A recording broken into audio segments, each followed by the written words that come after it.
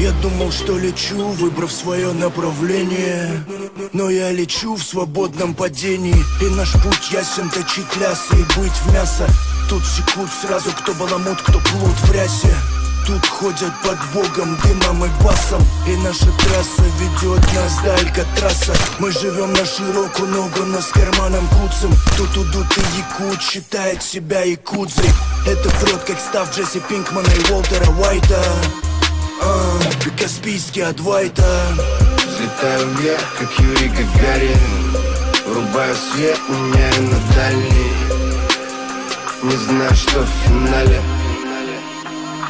Полет нормальный. Взлетаю вверх, как Юрий Гагарин. Врубаю свет, меняю на дальний. Не знаю, что в финале. Все предсказуемо, как любая сцена в плохом кино. У меня есть стимул двигаться наверх, пока поровну рук и ног.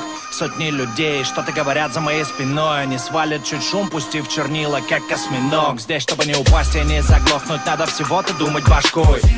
И если ставить, то не сомневаться, на что взлетаем выше панорамных стекол и расплавленных крыш. А все вокруг изменится, пока ты спишь. Судьба задавит многотонным прицепом. И либо ты на цепи, либо в крестовине прицела. В чем дело?